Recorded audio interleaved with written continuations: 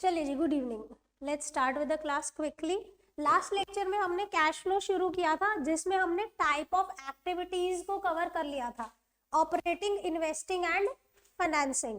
Operating which is related to your core business activity, investing related to your investments, fixed assets, and financing related to arrangement of funds. Very good, इतना clear है।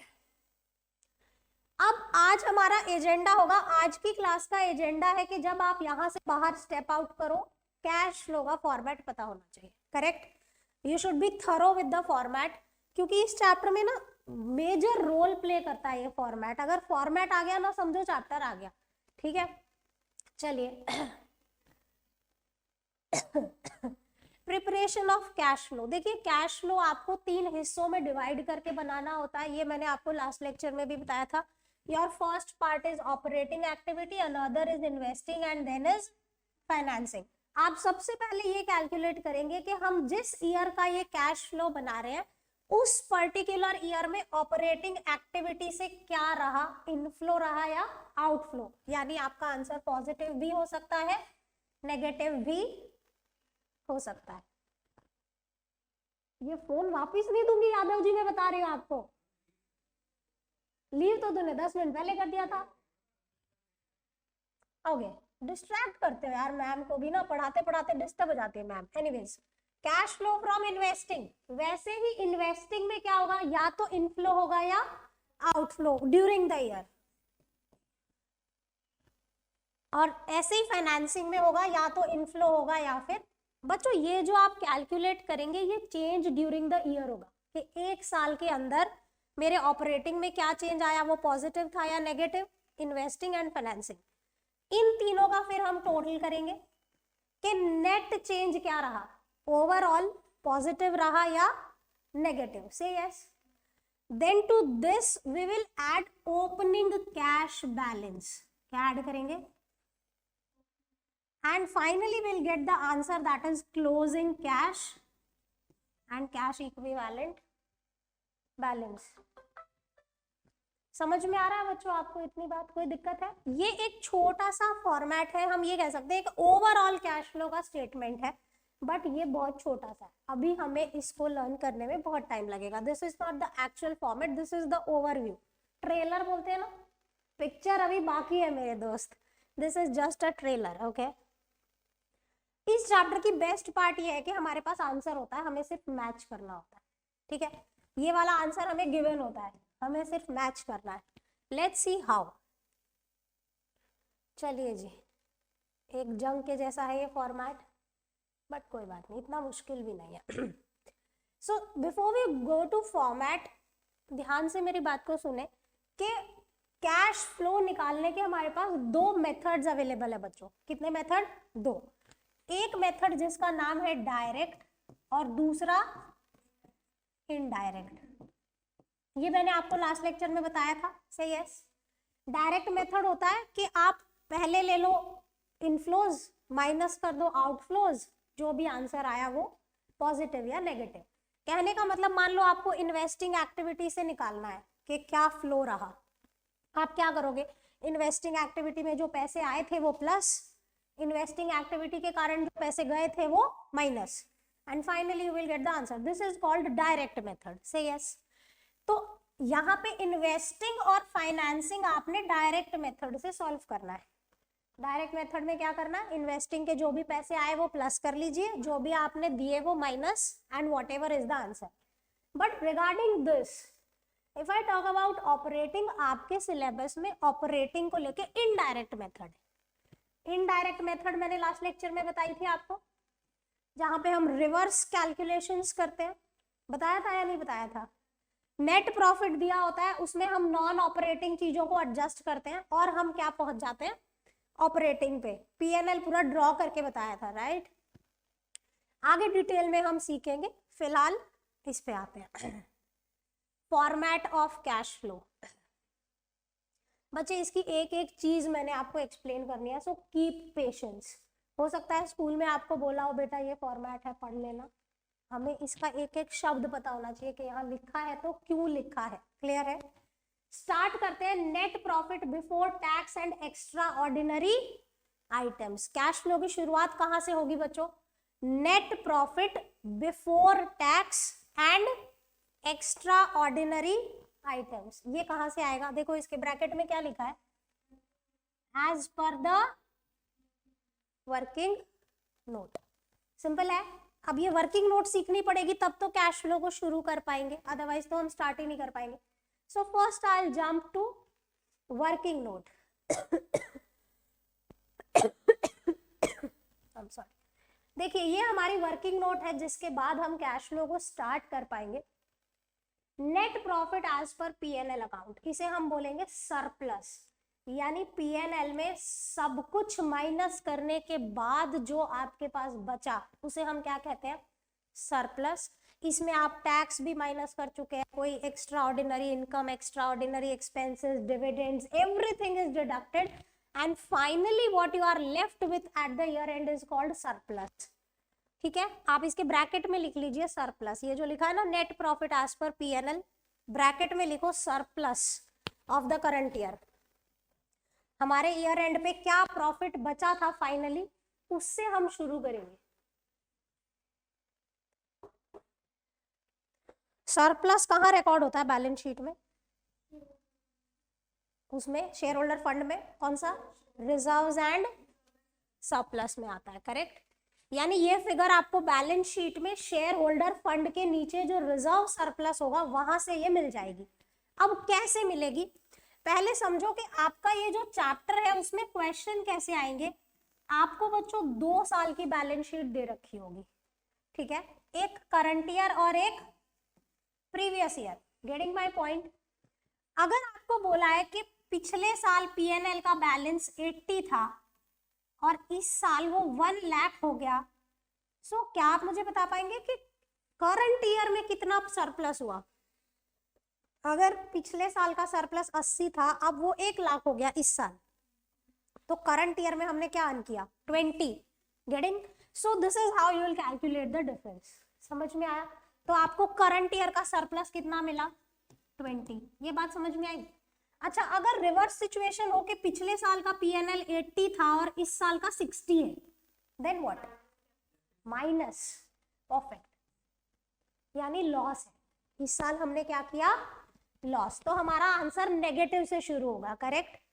इतनी बात समझ में आ गई आपको? तो हम स्टार्ट करेंगे सरप्लस से। ये वो फाइनल प्रॉफिट होगा जिसके बाद आप सब कुछ डिडक्ट कर चुके हैं, फिर आपने कैलकुलेट किया है। सिंपल।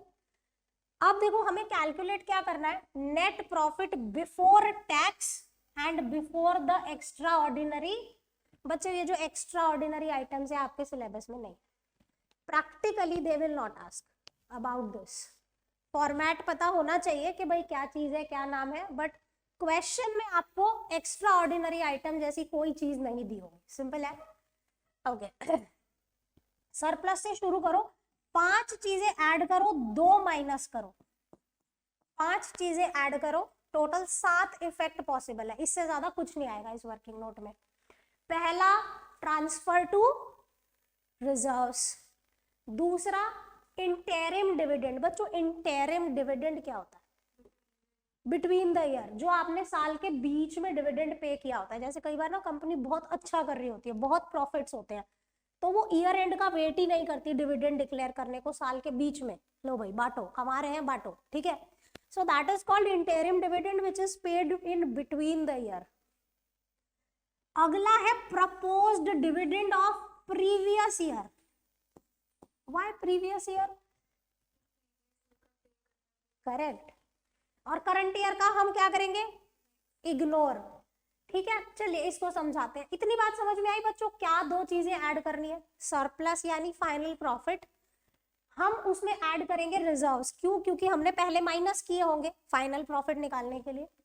उसके बाद इंटेरिम डिविडेंड, वो भी हमने माइनस किया होगा। से यस बच्चों, एक सवाल था, डिविडेंड टैक्स पे होने से पहले पे होता है या टैक्स के बाद पे होता है? दोनों आंसर मिल रहे हैं मुझे। गौतम तुम बताओ। बाद में होता है, it is appropriation of profit. But see whatever you are making profits, आप जब अर्न करते हो जितने भी टैक्स डिडक्टेबल, बीएसटी में पढ़ा होगा ना, टैक्स डिडक्टेबल एक्सपेंसेस, कौन सा चैप्टर, फाइनेंशियल मैनेजमेंट, है ना। तो डिविडेंड जो होता है वो टैक्स डिडक्टेबल एक्सपेंस नहीं है। तो आप जितने खर्चे होंगे वो पे करके पहले टैक्स पे करोगे, टैक्स के बाद जो प्रॉफिट बचेगा उसमें से डिविडेंड्स पे होते हैं। से यस, कंफ्यूजन है? दोबारा बताऊं? हाँ, गलत बोल दिया, आप समझ आ गया ना। Dividend is not a tax deductible expense. तो सवाल उठता है कि मैम यहाँ पे क्यों प्लस कर रहे हो? बच्चे इसीलिए प्लस कर रहे हैं कि हमने जो फाइनल प्रॉफिट निकाला होगा वो सारे खर्चे, फिर टैक्स, फिर reserves, dividends, then we got the surplus, correct. अब हमें चाहिए नेट प्रॉफिट बिफोर टैक्स। तो बिफोर टैक्स के लिए हमें रिवर्स चलना पड़ेगा। फाइनल प्रॉफिट है, आप उसमें reserves, dividends, then tax, then you will reach net profit before tax, reverse, correct। so transfer to reserves हो गया, interim dividend जो साल के बीच में पे किया, proposed dividend of the previous year। बच्चों ये कहीं पे अपनी नोटबुक में बड़े बड़े अक्षरों में लिख लो कि proposed dividend हम पिछले साल का लेते हैं, करंट ईयर का इग्नोर करते हैं। क्वेश्चन में अगर करंट ईयर का डिविडेंड है, प्यार से ignore, ignore, not a part of your answer. क्यों इग्नोर करते हैं Gautam? Why we ignore current year का डिविडेंड? ये मैंने समझाया हुआ है आपको, करेक्ट। क्योंकि हमारा जो करंट ईयर का डिविडेंड होगा वो अगले साल जाके अप्रूव होगा और अगले साल ही पे होगा। से यस। और इस साल जो हम पे करेंगे वो पिछले साल का डिविडेंड पे करेंगे, है ना। डिविडेंड्स कब डिसाइड होते हैं? जब 31 मार्च आ जाता है, प्रॉफिट्स हो जाते हैं, फाइनेंशियल स्टेटमेंट्स बन जाते हैं, फिर वो शेयर होल्डर्स मीट में अप्रूव होता है, उसके बाद वो पे होता है, correct. So proposed dividend of the current year is a contingent liability. Do I need to explain what is contingent liability? No. हाँ बोलते ना तो पिटते। Okay, good. आगे चलते हैं। Provision for tax during the year, क्योंकि हमें चाहिए नेट प्रॉफिट बिफोर टैक्स, तो हम टैक्स भी प्लस करेंगे। फिर extra ordinary items debited to PNL account if any. कोई एग्जांपल याद आ रहा है ऐसा बिजनेस में क्या एक्स्ट्रा ऑर्डिनरी हो सकता है? कैपिटल गेन नहीं, वो रूटीन की बात है, ठीक है। कोई एसेट बेचते हो? नहीं नहीं, एक्स्ट्रा ऑर्डिनरी आइटम्स ऐसा कुछ होता है पीएनएल में। पीएनएल में एक्स्ट्रा ऑर्डिनरी आइटम, सुनो, ये कह रहा है कि वो एक्स्ट्रा ऑर्डिनरी आइटम को प्लस करो जो आपने पीएनएल में डेबिट की होगी कभी। Loss due to fire, loss due to natural calamities. देखो, एक्स्ट्रा ऑर्डिनरी वो चीज होती है कि एकदम आउट ऑफ द सिचुएशन कुछ हो गया। आपने कैपिटल गेन बोला, बिजनेस में एसेट्स बेचना खरीदना नॉर्मल सी बात है, ठीक है। हाँ, मतलब जो कभी ऐसे एकदम अनएक्सपेक्टेड चीज नहीं होती, जैसे भूकंप आया, फैक्ट्री गिर गई, सारा माल लॉस हो गया, है ना, चोरी हो गई, आग लग गई, इस टाइप की जो चीजें होती है उनसे जो लॉस हुआ होता है, आपने पीएनएल में उसको डेबिट किया होगा पक्का से यस। तो वो अब आप यहाँ पे प्लस करेंगे, करेक्ट। क्योंकि हमें कैलकुलेट क्या करना है? Net profit before tax and before extra ordinary items. ऐसा क्यों कर रहे हैं? क्योंकि हमें ऑपरेटिंग प्रॉफिट चाहिए। तो ये सब फालतू की जो नॉन ऑपरेटिंग चीज है वो हम क्या कर रहे हैं? पीएनएल से हटा रहे हैं, कैंसिल कर रहे हैं, जो हमने लिखी थी। अब है टैक्स रिफंड। अब यहाँ पे देखो, टैक्स और उसका रिफंड। What happened? यूके क्या गिराया? चलो कोई नहीं, लगी तो नहीं, ठीक है। ये यहाँ पे आपने provision for tax made during the year लिया, और फिर इसका रिफंड अगर आपको मिला है during the year, tax refund अगर आपको कोई मिला है तो वो भी हम यहाँ पे माइनस करेंगे। क्यों? क्योंकि हमने उसे इनकम कंसिडर किया, इनफ्लो हुआ है वो, तो उसे हटाने के लिए क्या कर देंगे? माइनस।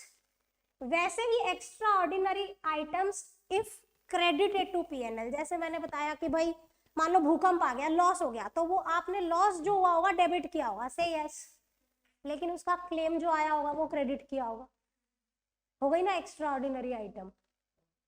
सो दैट्स हाउ अगर आपके बिजनेस में कोई extraordinary item, frankly this is not a part of your course, ये फॉर्मेट के लिए आपको पता होना चाहिए कि 5 चीजें ऐड करनी है, 2 चीजें माइनस, लेकिन प्रैक्टिकली आपके क्वेश्चन में ऐसी कोई आइटम नहीं पूछने वाले वो, because this is clearly mentioned that not a part of your syllabus. तो इफेक्टिवली अगर मैं कहूँ तो आपकी 7 में से 2 चीजें तो हट गई, बची कितनी? 5। कैसे याद रहेंगी? देखो 2 तो डिविडेंड से रिलेटेड है बच्चों, एक इंटरिम डिविडेंड, एक इंटरिम डिविडेंड है और एक propose dividend of previous year, एक है ट्रांसफर टू रिजर्व और 2 टैक्स। कैसे याद रहेगा? मेरे को याद रहता है 2 टैक्स, 2 डिविडेंड, 2 एक्स्ट्रा ऑर्डिनरी और एक ट्रांसफर टू रिजर्व। कैसे याद रहा? 2 टैक्स, 2 एक्स्ट्रा ऑर्डिनरी, 2 डिविडेंड और एक ट्रांसफर टू, अब है ना। अब एक्स्ट्रा ऑर्डिनरी तो आपको वैसे भी पेपर में पूछने नहीं वाले वो, ठीक है। सो इफेक्टिवली जब भी आप वर्किंग नोट बनाएंगे मैक्सिमम 5 चीजें बनानी हो सकती हैं आपने। दोबारा से मेरे साथ रिपीट करेंगे वर्किंग नोट को। See I know I am taking too much of time, maybe Yadav ji जैसे स्मार्ट बच्चे बोर हो रहे हैं, I can read that on his face, but it's my duty, ठीक है, and it's my pattern, that's how I teach. Okay, so आप शुरुआत करेंगे अपने सरप्लस से, वो फाइनल प्रॉफिट जो आपने साल के उसमें कमाया, ऐड करेंगे 2 डिविडेंड। कौन से 2? इंटरिम, प्रीवियस ईयर का प्रपोज डिविडेंड, और ट्रांसफर टू रिजर्व्स, करेक्ट। एक टैक्स प्लस होगा और दूसरा tax propose dividend, sorry provision for tax plus होगा और उसका रिफंड क्या हो जाएगा? सिंपल है, सॉर्टेड है, याद रहेगा। चलें अब यहां पे जो हमारी फाइनल फिगर आएगी, इस फिगर से हम अपने कैश फ्लो का श्री गणेश कर सकते हैं। सिंपल है, याद हुआ? मेरे को ज्यादा लन हो गया तो हाँ, यादव जी कह रहे हो इतना करके अभी शुरू कर पाएंगे हम? यस।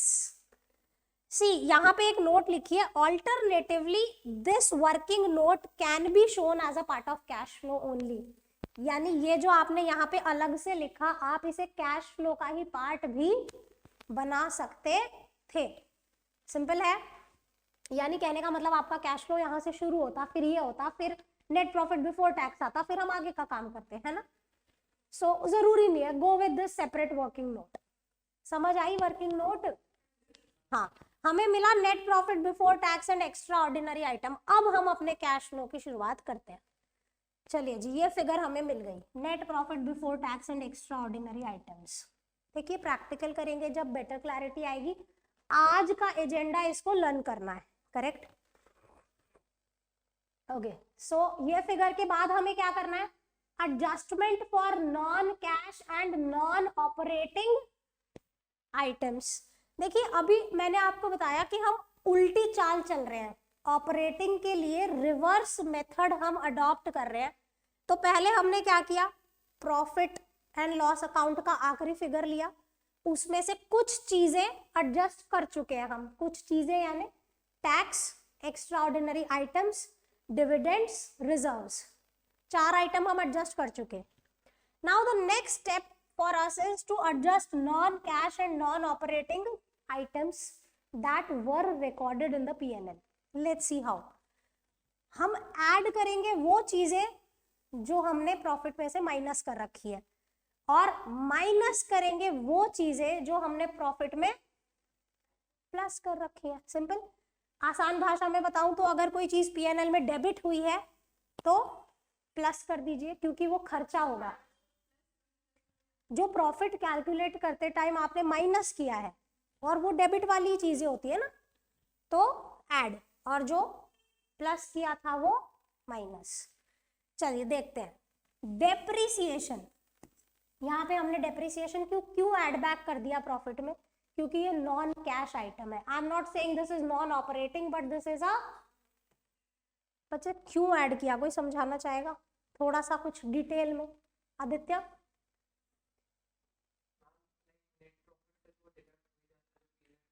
हाँ क्यों एडजस्ट कर रहे हैं, वही मैं पूछ रही हूँ। हाँ नहीं, पहले हमने प्रॉफिट घटाया था, अब हम उसे वापस बढ़ा रहे हैं, but I need the reason why. एक बार शू लेस बांध लूं, गिर जाऊंगी वरना, कोई बात नहीं ऐसे ही बन जाएगी। हाँ सुनो ध्यान से समझो बच्चे, हम क्या बना रहे हैं, हम बना रहे हैं कैश फ्लो। क्या बना रहे हैं, हमें चाहिए कि ऑपरेटिंग एक्टिविटी से क्या इनफ्लो या आउटफ्लो रहा, that is non cash, that cash is still lying in your business, you know that right. Depreciation एक नॉन कैश एक्सपेंस होता है जिसमें आप कैश किसी को देते नहीं हो, वो आपके बिजनेस में ही रहता है। से यस अब ये कह रहे हैं कि आपने प्रॉफिट में से इसे माइनस कर रखा है, लेकिन क्या किसी को कैश पे किया है, यानी वो कैश तो बिजनेस में ही है। तो क्योंकि ये कैश पे इम्पैक्ट ही नहीं डाल रहा, इसलिए हम इसे वापस ऐड बैक कर रहे हैं, because we need a cash flow. समझ में आ रहा है कि नहीं समझ में आ रहा है बच्चे? ये वाला वर्ड पढ़ एक बार, इसे पढ़, फिर देखो मेरा डाउट है, जो भी मैं समझा रही हूँ तेरा डाउट है। ऑपरेटिंग कैश फ्लो चाहिए हमें, क्या चाहिए, करेक्ट। एक तरीका है डायरेक्ट, कि तुम प्लस करो जो जो ऑपरेटिंग पैसे आए, माइनस करो जो जो ऑपरेटिंग नेचर के लिए पैसे गए। वो हमारे कोर्स में नहीं है, हमारे कोर्स में उल्टी चाल चलो। आप लोग ज्यादा स्मार्ट हो ना, इसलिए उल्टी चाल चलने को बोला है। क्या बोला कि फाइनल प्रॉफिट उठा लो, लास्ट का प्रॉफिट उठा लो, उसमें से आपको करना क्या है, जो भी नॉन ऑपरेटिंग या नॉन कैश चीजें हैं उनका इम्पैक्ट रिमूव करते जाना है।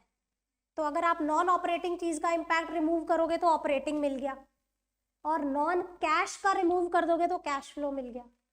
So that's how in total you will be able to calculate your operating cash flow, reverse calculation. Got my point? So because depreciation is a non-cash expense, you are not paying your cash anywhere, इसलिए हम इसे add back कर रहे हैं, correct? आगे चलो, goodwill, patent, trademark, return of, ये चीजें पीएनएल में डेबिट होती है ना, गुडविल, रिटर्न ऑफ, ये 11th से पढ़ते आ रहे हैं हम, राइट? बच्चे गुडविल राइट ऑफ करने में क्या कहीं पैसे जा रहे हैं? आपने पहले कभी गुडविल खरीदी होगी, अब आप उसको धीरे धीरे राइट ऑफ कर रहे हो। So again this is a non cash expense. Discount on issue of shares, debentures और any loss on issue of debentures, discount again is a non cash. Say yes, एक तो नॉन कैश है, ऊपर से financing भी है। अगर आप बाजार में डिबेंचर इशू करते हो, उस पर डिस्काउंट देते हो, पहले तो डिबेंचर इशू करना फाइनेंसिंग हो गया। से यस, अगर 100 रुपए का डिबेंचर 90 रुपए में इशू किया तो कंपनी को कितने रुपए मिले? 90। जो 10 रुपए कम किए, क्या वो कैश ट्रांजैक्शन था? क्या वो कैश ट्रांजैक्शन था? नहीं। 100 रुपए की चीज आपने 90 में दे दी, तो दिस 10 रुपए का loss is also non cash. Say yes, and also this is a financing activity, financing भी है और नॉन कैश भी है। कहने का मतलब यहां से तो हटाना पड़ेगा, ऑपरेटिंग से कोई लेना देना नहीं है, रिमूव करो। प्रिलिमिनरी एक्सपेंसेस, रिटर्न ऑफ, ये राइट ऑफ वाला सब कुछ नॉन कैश होता है, correct. Interest on debentures and borrowings, अब देखो जब आप पीएनएल बनाते हो उसमें इंटरेस्ट ऑन लोन्स लिखते हो ना, डेबिट में, एक्सपेंस में, पर क्या ये इंटरेस्ट ऑन लोन ऑपरेटिंग होता है कि मेरे बिजनेस की वजह से मैंने पे किया? नहीं बच्चे, आपने फंड्स अरेंज किए थे इसीलिए आपने पे किया। से यस, सो वो इंटरेस्ट ऑन लोन जो आपने पीएनएल में से माइनस किया हुआ है वो आपको क्या करना पड़ेगा? प्लस। आगे चले, loss on sale of fixed assets, investing nature plus non cash, दोनों, इन्वेस्टिंग भी है और नॉन कैश भी है। एक मिनट, किसी ने कुछ चैट विंडो में लिखा है, जस्ट आंसर है बच्चे, करेक्ट, करेक्टली आंसर्ड।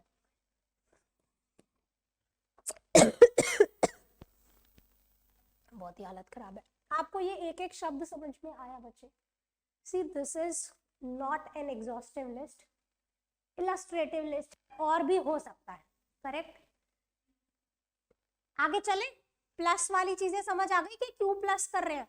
अब माइनस पे आओ, dividend earned during the year, आपने कहीं से डिविडेंड अर्न किया, being a non financial company, है ना, सो आपने पीएनएल में क्रेडिट किया होगा, मतलब प्लस किया होगा, अब माइनस करना पड़ेगा। क्यों? क्योंकि ये इन्वेस्टिंग नेचर है। Interest earned, again investing nature है, हटाना पड़ेगा। रेंट अर्न्ड, अगेन इन्वेस्टिंग है, हटाना पड़ेगा। Profit on sale of fixed assets, again investing है, हटाना पड़ेगा। से यस, बच्चे हम बात कर रहे हैं नॉन फाइनेंशियल कंपनी की, अगर ये फाइनेंशियल कंपनी होती तो डिविडेंड, इंटरेस्ट सब कुछ उसके लिए ऑपरेटिंग होता, करेक्ट। अगर वो नॉन फाइनेंशियल कंपनी है तभी ये करेक्ट है, otherwise dividend and interest operating हो जाएगा। अगर रियल एस्टेट एजेंट होगा तो ये रेंट रिसीव्ड ऑपरेटिंग हो जाएगा, है ना। आगे चले बच्चों, 100 रुपए का डिवेंचर तूने मार्केट में इशू किया 90 रुपए में, है ना, 10 रुपए का लॉस हो गया। वो हमने अभी डिवेंचर में पढ़ा था कि पीएनएल में जाके राइट ऑफ कर दो अगर आपके पास सिक्योरिटी प्रीमियम नहीं है तो वो अगर आपने पीएनएल में डेबिट किया है यानी प्रॉफिट में से माइनस किया है, पहली चीज तो वो फाइनेंसिंग नेचर था, दूसरी चीज वो नॉन कैश भी था।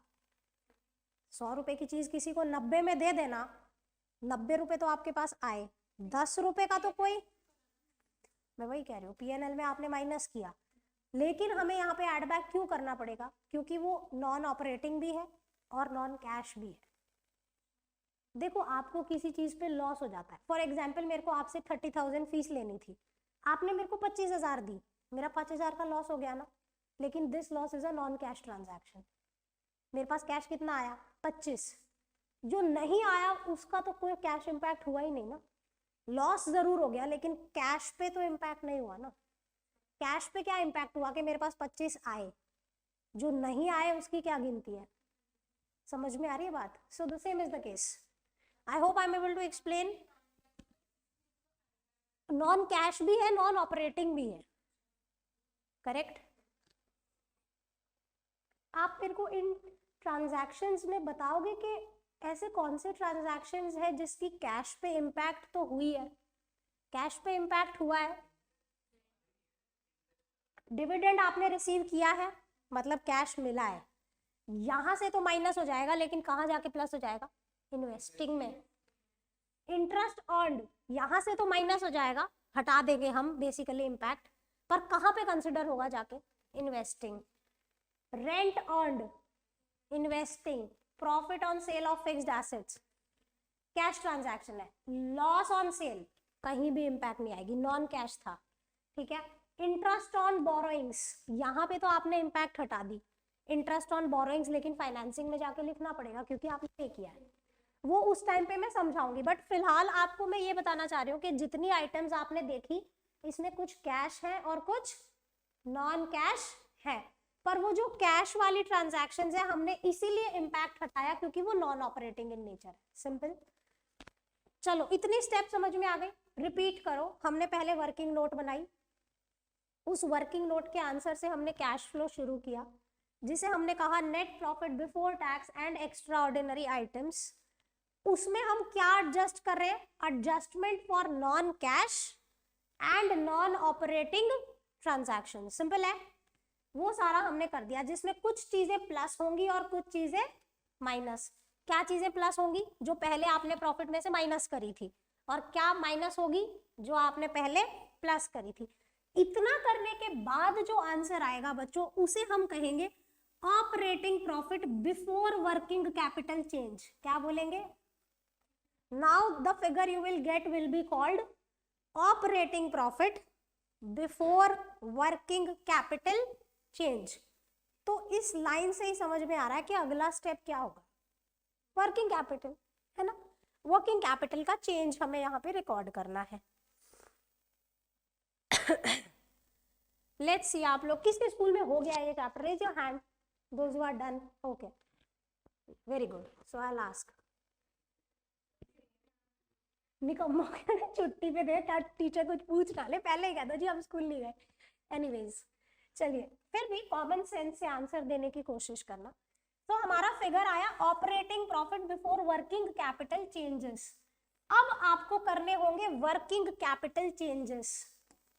वर्किंग कैपिटल क्या होता है, करंट एसेट माइनस, यानी करंट एसेट और करंट लायबिलिटी में जो चेंजेस आए हैं उसे हम यहाँ पे रिकॉर्ड करेंगे। ऐड क्या करना है पहले लर्न करते हैं, फिर एक एक चीज को समझते हैं। वर्किंग कैपिटल चेंजेस में टोटल 4 चीजें हैं, टोटल कितनी है 4। प्लस क्या करना है आपने, decrease in current asset, increase in current liability जो होगी वो प्लस होगी, यानी पिछले साल के कंपैरिजन में इस साल अगर आपके करंट एसेट्स रिड्यूस हो गए तो वो प्लस होंगे, अगर करंट लायबिलिटी बढ़ गई तो वो भी प्लस होगी। माइनस क्या होगा? इसका ऑपोजिट। एक याद रखो, दूसरा अपने आप याद हो जाएगा, इसका रिवर्स कर दो। Increase in current asset and decrease in, कोई समझा सकता है ये कहना क्या चाह रहा है एग्जाम्पल के साथ? पहले एक चीज बता कि अगर तेरा करंट एसेट रिड्यूस हो रहा है तो वो कैश फ्लो में प्लस क्यों हो रहा है? वाई? हाँ बोल। हाँ क्योंकि ऐड होता है, वो तो ढंग से समझाओ बबुआ। है जो ऐड होता है उसका उल्टा हो रहा है। भाई टीचर मत बनियो तू। हाँ वेरी करेक्ट। हाँ ये मेरा अच्छा बच्चा है, परफेक्ट आंसर। देखिए अगर आपका पिछले साल का जितने भी करंट एसेट्स आपके दिमाग में आ रहे हैं सबको सॉल्व करेंगे, ठीक है? अभी गौतम ने एग्जांपल लिया स्टॉक। पिछले साल आपका स्टॉक 80,000 का था, इस साल आपका जो ईयर एंड में स्टॉक है वो 60 है। कहना इसे नेट नेट में 20,000 का बिक गया, स्टॉक बिका तो पैसे आ गए। से यस, कैश फ्लो में प्लस। और एग्जांपल लो एक और, डेटर्स ले। दो से समझते हैं, हमारा मेजरली डेटर्स और स्टॉक ही होता है। डेटर्स अगर मैं कहूं पिछली साल 80,000 थे, इस साल 50 ही रह गए, कहना इसे 30,000 रुपए आपने रिकवर कर लिए, डेटर्स में से पैसे रिकवर हो गए, cash in flow. Very good answer Gautam, बहुत अच्छे। करंट एसेट समझ आएगा क्या कि भाई जब भी हमारा करंट एसेट रिड्यूस होता है हम क्यों उसे कैश फ्लो में प्लस करते हैं? कोई दिक्कत है? Moving to next. इसे पेंडिंग रखते हैं, अभी इसको समझेंगे। इसको समझो, increase in current assets. Increase उल्टा कर दो इसको। अगर मैं कहूं कि मेरा प्रीवियस ईयर 60 था, करंट ईयर 80 हो गया, स्टॉक मेरा बढ़ गया 20,000 से, क्या मतलब है? Cash outflow. मैंने और स्टॉक खरीदा तो 20,000 रुपए नेट नेट में जाके मेरे स्टॉक में फंस गए। से यस, इसलिए ये आउटफ्लो हो गया। डेटर्स वाला एग्जांपल लो, पिछले साल के मेरे डेटर 50 थे, अब 80 हो गए, इंक्रीज। कहना है से मेरे डेटर्स में 30,000 रुपए जाके और फंस गए, है ना? तो अगेन कैश फ्लो का माइनस होगा। कोई दिक्कत है? अब इस पे आओ, डिक्रीज इन करंट लायबिलिटी पे आओ। ये क्यों माइनस हुई? करंट लायबिलिटी का एक एग्जांपल लो, क्रेडिटर ले ले। अगर हम देखो डिक्रीज ले रहे हैं, डिक्रीज। अगर मैं कहूं मेरा पिछले साल प्रीवियस ईयर के क्रेडिटर 80,000 थे और अब मेरे करंट ईयर में 40,000 के ही क्रेडिटर है, कहना इसे मैंने पे कर दिए। 40,000 के क्रेडिटर मैंने इस साल पे कर दिए होंगे, तभी तो कम है as compare to previous year. Say yes, creditors paid worth ₹40,000, इसीलिए कैश फ्लो में माइनस हो रहा है, मेरे पैसे चले गए। अब ये आखिरी वाला कौन समझाएगा? इंक्रीज इन करंट लायबिलिटी क्यों प्लस हो रहा है? मोस्ट टेक्निकल बेटा जी, bank loan current liability, loan नहीं, क्रेडिटर्स वो होते हैं जो उधार पे माल देते हैं। माल दिया था उधर, नहीं क्रेडिटर्स कौन होते हैं? वही तो मैं पूछना चाह रही हूँ, तो मेरे से पूछ रहा है वापिस। देखो मेरा यहाँ पे एक एग्जाम्पल लिखते हैं, यहाँ बोला है increase in current liability. If हाँ नॉन कैश हुआ ऐसा आपको लगता है? ओके, सो क्रेडिटर्स का एग्जाम्पल लेते हैं। मान लीजिए इप्सिता मेरी क्रेडिटर है ना? लास्ट ईयर इसका बैलेंस था 50 और अब इसका बैलेंस है 70।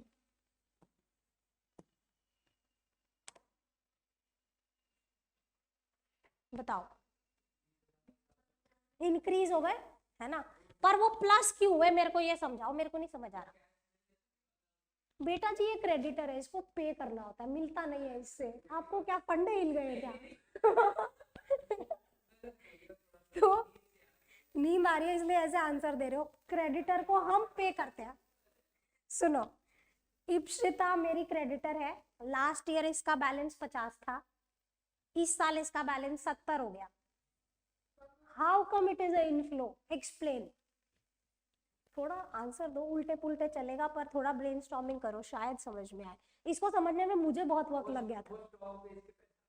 स्टॉक बेच के पैसा, क्रेडिटर से तो स्टॉक खरीदते हैं हम, तभी तो वो मेरी क्रेडिटर है, मैंने उससे कुछ खरीदा, ज्यादा पैसा आएगा। ओके,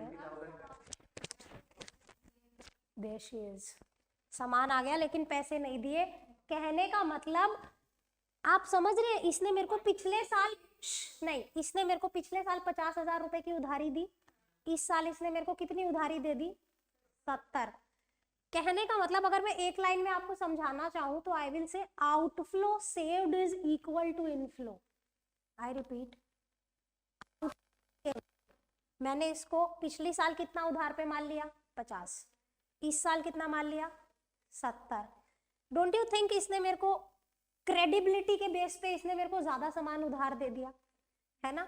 अगर ये मेरे को उधार नहीं देती, मान लो कहती नहीं मैं तेरे को 50,000 से ज्यादा का उधार माल दूंगी ही नहीं, तो वो 20,000 रुपए मुझे इसको देने पड़ते या नहीं? से यस। तो क्योंकि वो पैसे मैंने इसको नहीं दिए, outflow saved is equal to inflow. इसके आगे लिखो इंक्रीज इन क्रेडिट, ये करंट लायबिलिटी जो है हम क्यों यहाँ पे प्लस कर रहे हैं? Right, outflow saved. आप मेरी बात समझ पा रहे हैं? दोबारा दोहराऊं, अगर ये मेरे को 50,000 से ऊपर की उधारी नहीं देती, कि भाई 50,000 से ज्यादा तेरा कोई भरोसा नहीं, तो वो 20,000 रुपए माल खरीदने के लिए मेरे को इसको पैसे देने पड़ते, ऑन द स्पॉट देने पड़ते, but I didn't. Outflow saved is equal to inflow, कि मेरे वो पैसे बच गए। समझ में आ रहा है आपको? यस मैंने इस पे बहुत रिसर्च की थी, मैं इसको ढूंढ ही नहीं पा रही थी। Like when I was studying, मेरे को ये था कैसे हो सकता है, कहाँ पैसे बचे, क्या हुआ? बहुत रिसर्च के बाद मुझे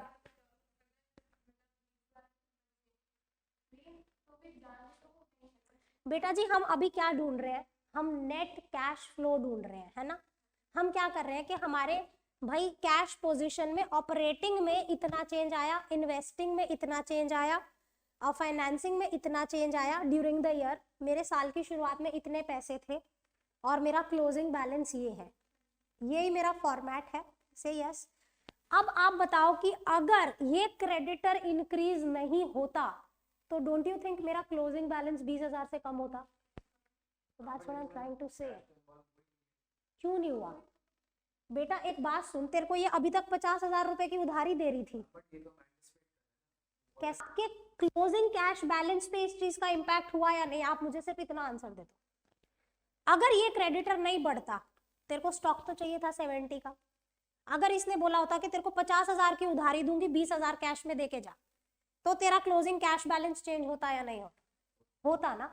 अब यहाँ पे हो क्या रहा है कि क्रेडिटर बढ़ गया लेकिन तेरा कैश इंपैक्ट, तेरा कैश बच गया ना उतने रुपए से, इसीलिए हम यहाँ पे प्लस कर रहे हैं।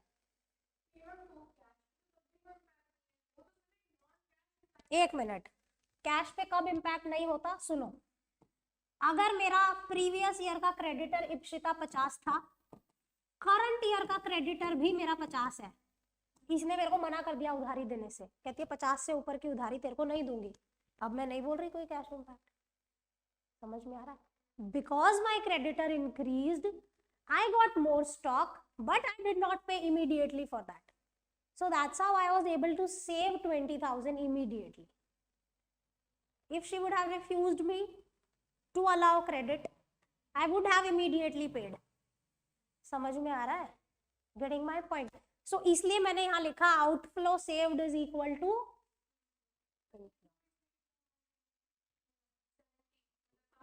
मतलब 20। अगर ये 50 से 70 हो गया है तो 20, कि मेरे 20,000 रुपए बच गए। समझ में आ रहा है? हाँ करेक्ट। ओके समझ में आया बच्चों? इतना देखो, यहाँ पे हमारा ऑपरेटिंग खत्म हो जाएगा, फिर कुछ लर्न नहीं करना है, यहीं तक कहानी है and we are about to finish.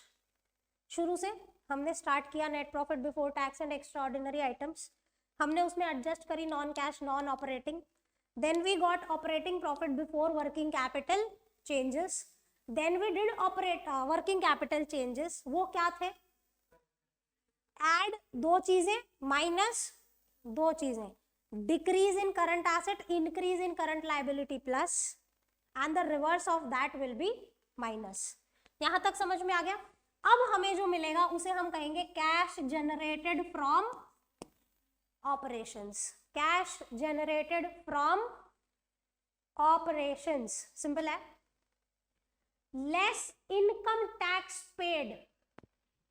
बच्चों एक बात बताओ कि आपने जो ऊपर ऐड किया था ना वर्किंग नोट में प्रोविजन फॉर टैक्स, और ये इनकम टैक्स क्या एक ही है या अलग है? वहां लिखा था add provision for tax made during the year, यहां लिख रहे हैं minus income tax paid during the. क्या अंतर है? नाम ही अलग है तो अलग ही होगा, है ना? सो क्या होगा बताओ? आई रिपीट, वर्किंग नोट में आपने ऐड किया था add provision for tax made during the current year, यहां पे आप माइनस कर रहे हैं income tax paid. So my question is, क्या ये दोनों सेम है या अलग है? डिफरेंट है। क्या डिफरेंट है? एस्टिमेटेड बनाते हैं, करेक्ट। और thanks for the information. Yes, correct answer by Gautam.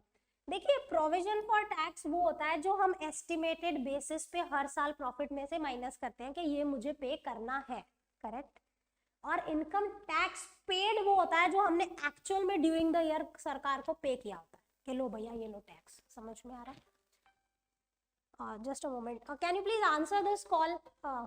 ये ना वो न्यू स्टूडेंट का कॉल है जो लास्ट लेक्चर में नहीं आई थी। एक बार बोलना मैम क्लास में है, क्या काम है? जो लास्ट लेक्चर में एडमिशन आया था उसका बार बार फोन आ रहा है। हाँ मैं रिपीट कर देती हूँ। प्रोविजन फॉर टैक्स वो होता है बच्चे जो आप करंट ईयर में प्रोविजन बनाते हो कि ऑन द एस्टिमेटेड बेसिस कि आपको इतना टैक्स पे करना पड़ सकता है। और वैसे फ्रैंकली बताओ ना तो देखिए आप एक जो एस्टिमेटेड टैक्स निकालते हो वो करंट ईयर के प्रॉफिट पे निकालते हो, और एक्चुअल में जो आप पे करते हो ना वो पिछले साल का टैक्स इस साल आके पे करते हो। कैसे? मेरा 31 मार्च 2023 को साल खत्म हुआ, मैंने प्रॉफिट कैलकुलेट किया, मैंने एक एस्टिमेटेड बेसिस पे प्रोविजन बना दिया कि भाई इतना टैक्स मेरे इस पे बनेगा, है ना। उस टैक्स को पे अगली साल जाके करते हो। हाँ बोलो, है ना। पिछली साल का टैक्स अगली साल जाके पे होता है। जैसे हम अपनी बात करें, जब भी हम रिटर्न फाइल करते हैं हमारे पास 31 तक का वक्त होता है पिछले साल के रिटर्न्स और टैक्सेस के लिए। से यस, यानी मेरा जो 31 मार्च पे ईयर खत्म हुआ होता है उसका टैक्स मैं 31 जुलाई तक पे कर सकती हूँ। तो हम जो पे करते हैं वो एक्चुअली पिछले साल का टैक्स पे करते हैं, और जो प्रोविजन बनाते हैं वो करंट ईयर का होता है।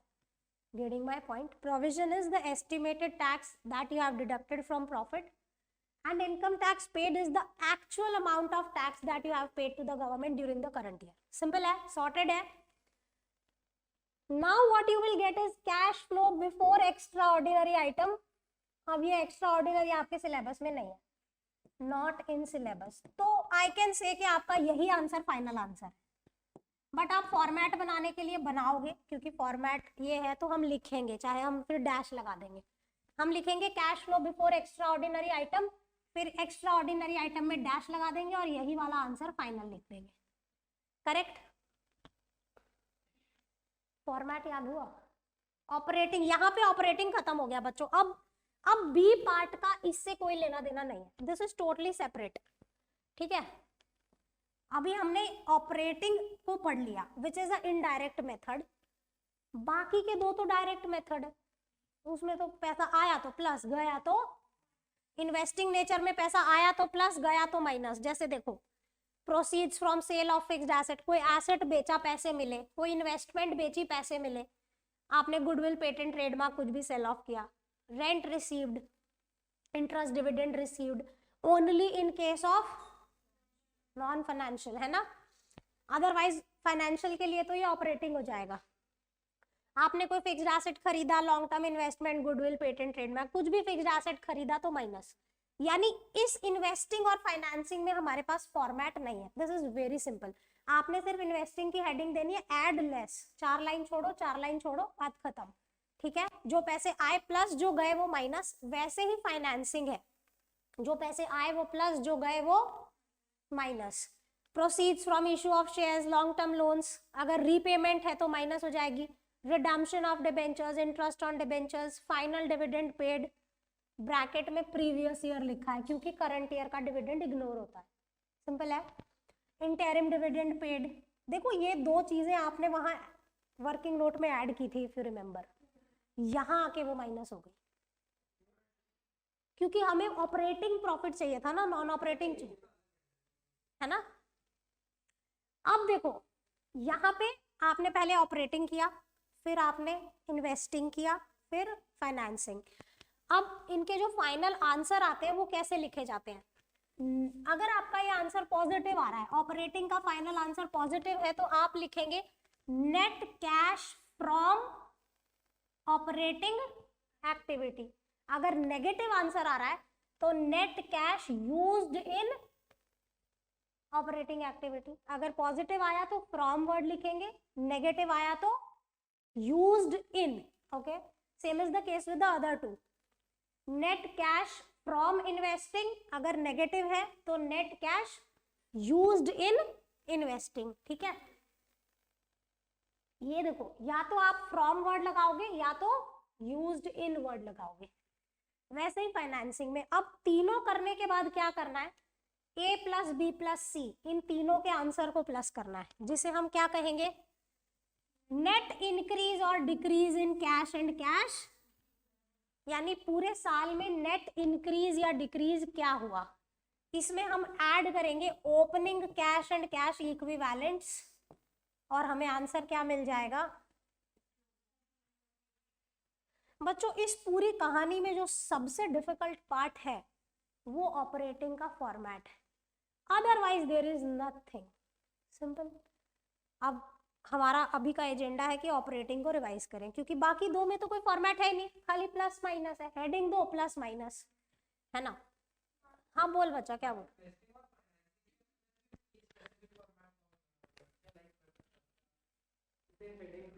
हाँ। नहीं, कोई फॉर्मेट नहीं है, सिर्फ ऐड और लेस लिखोगे, पहले प्लस वाली चीजें लिखोगे फिर माइनस वाली, नो स्पेसिफिक फॉर्मेट। मतलब आप आराम से ऊपर नीचे कर सकते हो, ऐसा कुछ नहीं है। इन दोनों में कोई फॉर्मेट है ही नहीं, इन्वेस्टिंग और फाइनेंस। बोलिए क्या बोलना है?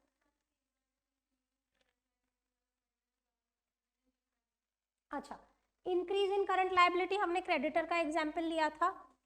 मान लीजिए आपके क्रेडिटर पिछले साल 50 थे, इस साल 70 है ना। सो इन्होंने आपको 20,000 रुपए का माल एक्स्ट्रा सप्लाई कर दिया, जिसके आपको पैसे नहीं देने पड़े, correct. So outflow saved here is equal to inflow. अगर आप वो 20,000 रुपए इनको पे करते तो आपका कैश बैलेंस कम होता। समझ में आ रहा है आपको? सो आप सिंपली वहां पे लिखिए outflow saved is equal to inflow. बच्चों अब फिर से हम इसको रिवाइज करते हैं। सबसे पहले हमें क्या करना है? वर्किंग नोट बनानी है ना। बिना देखे कोशिश करते हैं, देखो मैम को याद है या नहीं। वर्किंग नोट बनानी है। वर्किंग नोट की शुरुआत होगी सरप्लस से, आखिरी प्रॉफिट जो सब कुछ माइनस करने के बाद आया, उसमें 5 चीजें ऐड होती हैं, 2 चीजें माइनस।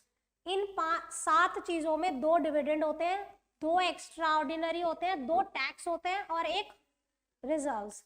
सो क्या क्या प्लस होगा? Transfer to reserve, dividends interim and previous year, extraordinary, provision for tax. 5 चीजें प्लस, 2 चीजें minus, refund, tax refund and extra ordinary. ये 7 करने के बाद आपको क्या मिलेगा? Net profit before tax and extra ordinary items. इस फिगर को लेके आप अपने कैश फ्लो की शुरुआत करेंगे, जो कि ये रहा, net profit before tax and extra ordinary item as per the working note. इसमें आप एडजस्ट करेंगे नॉन कैश एंड, तो हम हेडिंग देंगे adjustments for non cash and non operating items, जिसमें कुछ प्लस होगा कुछ माइनस। प्लस वो होगा जो आपने पीएनएल में डेबिट किया है एज इन प्रॉफिट में से माइनस, माइनस वो होगा जो क्रेडिट किया है मतलब प्रॉफिट में प्लस। वो करने के बाद आपको मिलेगा operating profit before working capital change.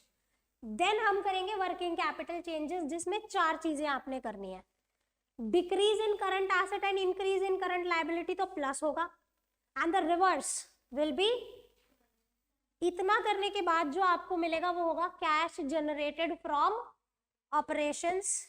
इसमें से आप माइनस करेंगे income tax paid net of refunds, then you will get cash flow before extra ordinary items, plus और minus extra ordinary, and the final answer operating cash flow, profit नहीं बोलेंगे। देखो यहाँ पे लिखा है ना, नेट कैश फ्रॉम ऑपरेटिंग, है ना। समझ आई बच्चों? फॉर्मेट लर्न हुआ? पक्का? लिखे बिना देखे लिखे? चलो लिखते हैं। ऑनलाइन बच्चों कुछ चैट विंडो में लिखा है? Just give me a moment. Fine, first of all I will start with the working note. मुझे येलो पेन ही अच्छा। Okay, so I will take surplus, add करेंगे 5 चीजें, लेस करेंगे 2। बताओ जी, 5 चीजें ऐड करवाओ। कोई बुक बंद कर दो, कोई बुक खुली नहीं रखेगा, बुक बंद कर। Transfer to reserves, interim dividend, proposed dividend of previous year, perfect. Then provision for tax, then what? इसके ब्रैकेट में करंट ईयर लिखते हैं। Extra ordinary items debited to PNL, है ना। देन डिडक्ट क्या 2 चीजें होंगी,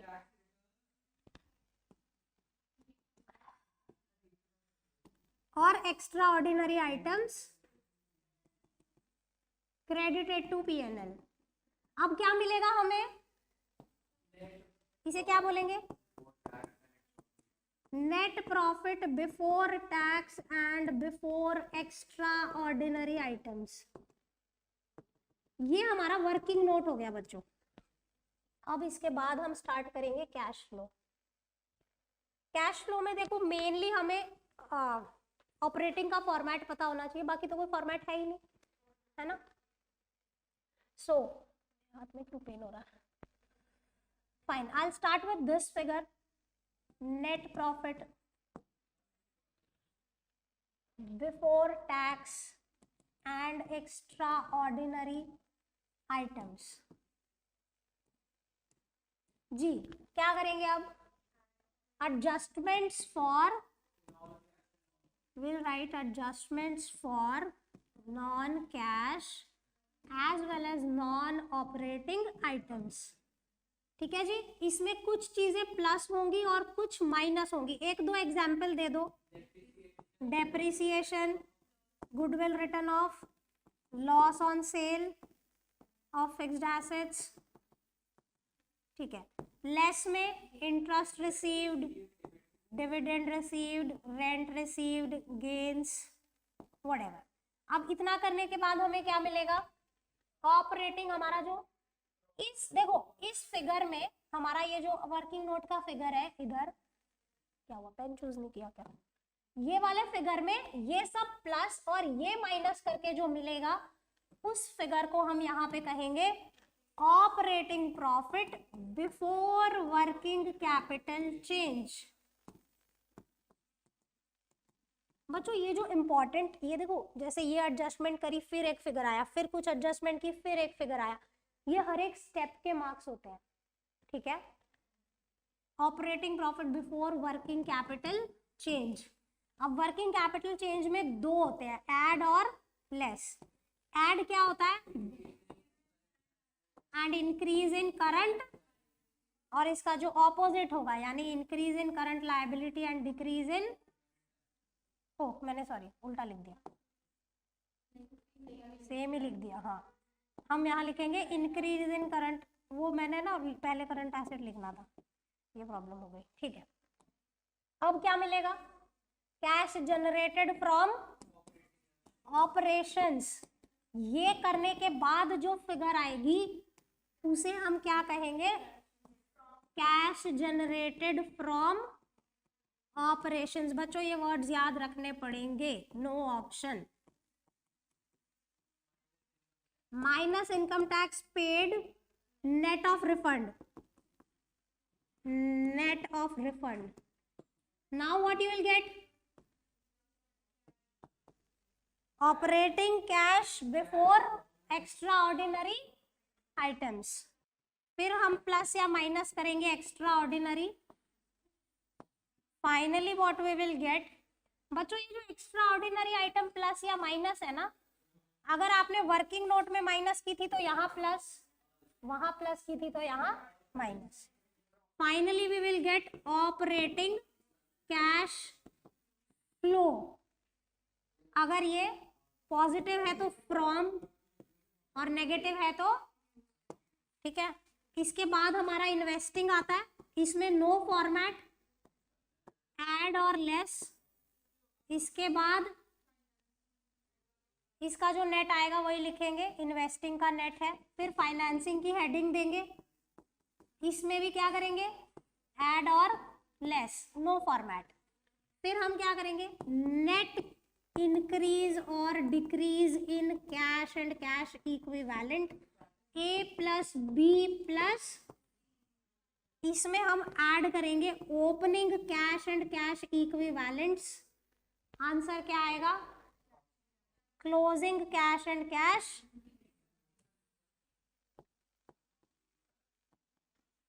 कुछ मुश्किल था इस फॉर्मेट में, याद रहेगा, सिंपल था, सॉर्टेड। चलो bye bye, thank you for joining, I hope you learn properly.